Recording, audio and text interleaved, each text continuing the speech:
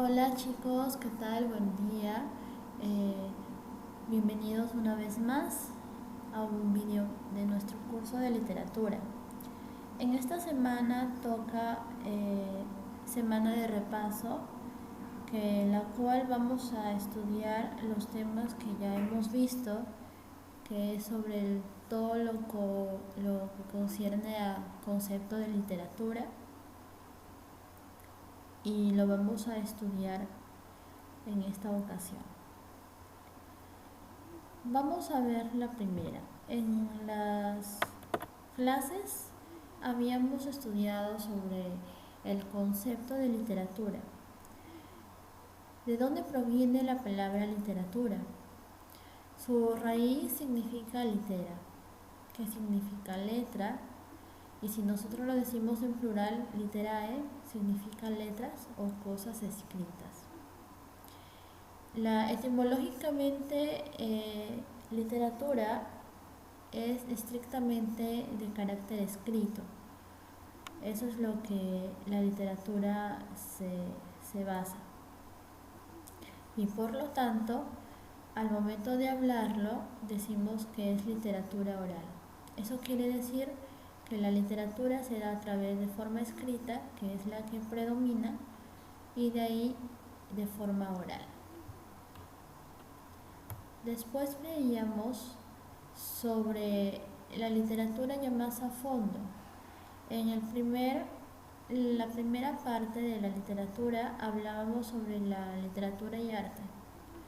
Ahí mencionamos puntos muy puntuales que nos van a permitir entender la relación que existe en la literatura y el arte. ¿Por qué se dice que la literatura es arte?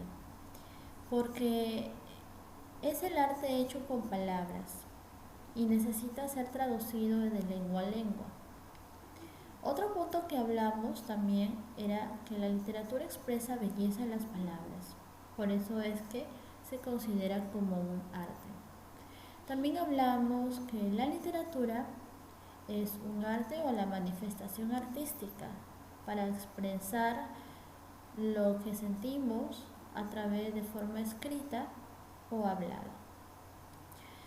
Y por último punto importante, hablamos que la literatura como arte nos va a ofrecer un significado dentro de un contexto determinado o situación. En este caso hablábamos sobre el mundo propio del autor. Hablamos también sobre ciertas características. Primero hablábamos de originalidad. ¿Por qué decimos que la literatura tiene como característica ser original? Porque justamente el tipo de lenguaje que se utiliza aquí es un lenguaje de carácter estrictamente inédito o extraño. Esto quiere decir que si tiene esa característica es porque se considera una literatura original. Eso hace que lo transforma a un escrito literario en original, porque está fuera de lo común y fuera de la realidad. Como segunda característica hablábamos sobre la voluntad artística. En esta característica, más que todo, se basa en la estética más que en la práctica. Esto quiere decir que la literatura básicamente es como una obra de arte porque está basada en lo que es la estética, su belleza en las palabras.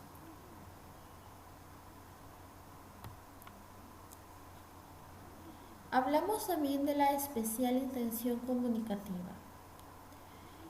En todo texto hablamos de que su finalidad es comunicar o transmitir un mensaje, ya sea de forma oral o de forma escrita.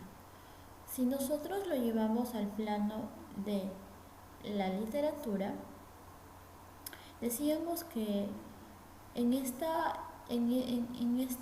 forma de transmitir el mensaje va a ser de forma interpretativa. Esto quiere decir que dentro de la literatura hablamos de que la comunicación es importante porque tiene como función aquí como elementos el emisor, el receptor, el código, ¿no? Tienen esos elementos que hacen y permiten que nos llegue el mensaje de forma interpretativa en la literatura. Es por eso que se considera como una especial intención comunicativa, porque la interpretación va a ser diferente a cuando yo leo un texto común. Y en el momento de que nosotros decimos especial comunicación, es porque la literatura es distinta o su mensaje va a ser diferente a un texto común, porque vamos a usar la interpretación. Y ahí es donde vamos a encontrar la estética, la belleza de las palabras, por lo mismo que vamos a necesitar de la interpretación. Luego tenemos como cuarta característica la desviación, es decir, en su concepto. Sabemos que la gramática cumple ciertas reglas para poder armar un texto de forma coherente. Sin embargo, en la literatura, la gramática se ve alterada a través de sus reglas. Esto da a entender de que si yo modifico o si en la literatura se modifica una palabra o se altera la gramática, entonces va a ser válido, pero solamente y únicamente se va a permitir en la literatura, ya que hablamos de arte y belleza. Y la desviación se encuentra en eso, en lo que yo voy a permitir o el autor va a permitir modificar y alterar las reglas gramaticales para producir un lenguaje literario, pasando por alto las normas y restricciones, y así formar una rima, ¿no? O a través de la métrica, que esto va a permitir armar una producción o un lenguaje literario. También hablamos de, como característica, lo connotativo. Cuando hablamos de connotativo estamos hablando de una interpretación diferente que el lector le da cuando el autor crea una literatura o una producción literaria. Esto quiere decir que el lenguaje va a ser de forma abierta, porque el autor nos va a permitir realizar interpretaciones distintas según cómo nosotros lo percibamos en lo que el autor ha escrito. Si bien es cierto, hablamos también de que el autor es como una máscara que utiliza su literatura para poder confesarse, llamándolo el biografismo. Por lo tanto, cuando él nos brinda esa clase de información, nos permite a nosotros interpretarlo de acuerdo a cómo lo percibimos. Y si nosotros conocemos mucho más al autor, esto quiere decir que vamos a llegar a ser un lector perfectamente construido. Y para eso, cuando hablamos de connotativo, estamos hablando de plurisignificados. Decíamos que pluri era varios y significado en conjunto significaría varios significados. Y el lector actúa como una hipótesis. Hipótesis porque nosotros tenemos la facilidad y la libertad de obtener o sacar varias conclusiones de lo que según para nosotros creamos lo que el autor está diciéndonos. Por eso es que nosotros actuamos como hipótesis. También teníamos el mundo propio. Cuando el autor crea su producción literaria o su arte literario, él va a plasmar su propio mundo, lo que él percibe o lo que él siente, ya que hablábamos de un confesionalismo o biografismo. Esto va a permitir su mundo propio a través de la verdad, mezclándolo con la mentira. A esto le vamos a decir que el autor mezcla la ficción para poder crear su propio mundo. Por eso habla ahí que el mensaje crea propios mundos de ficción, ¿no? Que en este caso van a ser necesariamente con la realidad exterior. Esto quiere decir justamente lo que les estoy comentando. El autor mezcla la verdad y la mentira en su literatura. Y de allí parte su mundo propio. Sabemos que toda literatura tiene como base un contexto o una situación que nos permite brindarnos el mensaje.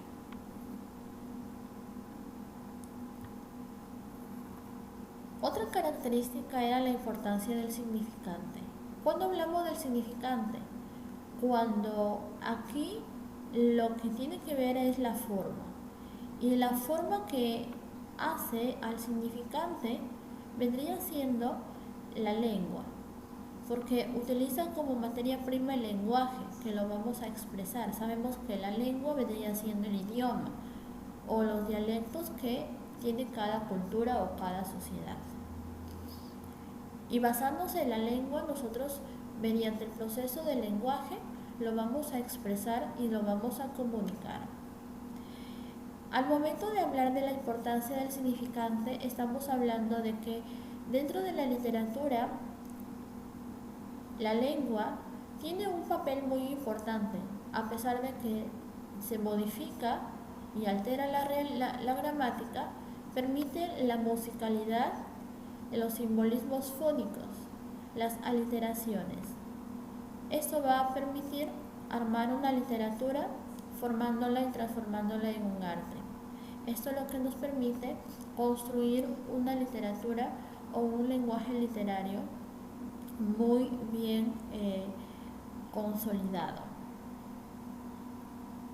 Entonces ahí estamos hablando de que primero la lengua sería el significante. Y esa lengua o idioma nos permite expresar mediante el proceso del lenguaje, que es lo que lo vamos a comunicar y se transmite entre el emisor y el receptor. En este caso, en la literatura, el emisor vendría siendo el autor y el receptor sería el lector. Eso lo estábamos hablando justamente, la literatura y comunicación. Tiene como función poética ¿qué cosa? Según Jacobson, que fue el creador de las 6 funciones del lenguaje, una de esas funciones habló sobre la función de la estética o poética del lenguaje. Quiere decir que al hablar nosotros del lenguaje estético, estamos hablando de la función poética. Eso quiere decir que el lenguaje desempeña un papel muy importante cuando nosotros lo producimos de forma oral o escrita. Por eso habla de la función poética, porque nos permite comunicar de forma literaria este tipo de lenguaje que no es común a nuestra realidad. Y después hablamos sobre lo que vendría siendo la literatura y comunicación. ¿Qué tiene que ver la comunicación dentro de la literatura? Justamente decíamos que hablábamos del receptor. Primero en este caso es el emisor, después el receptor, teníamos el código, teníamos lo que vendría siendo el contexto. Después hablamos de la literatura, de la producción literaria o la obra literaria, ¿no? Que vendría siendo el referente. Y por último teníamos a lo que hablábamos del mucho más allá del código, ¿no? Lo íbamos a estudiar mucho más al fondo. Primero decíamos de que el emisor, en este caso, era el autor, ¿no?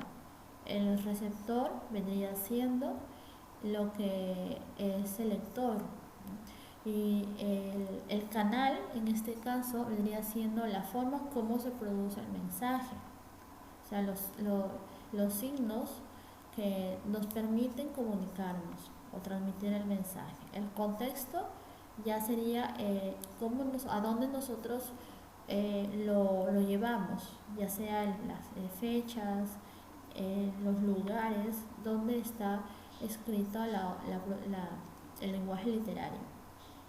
Después hablamos de referente, que era la obra literaria, ¿no? Que se hablaba justamente de ella.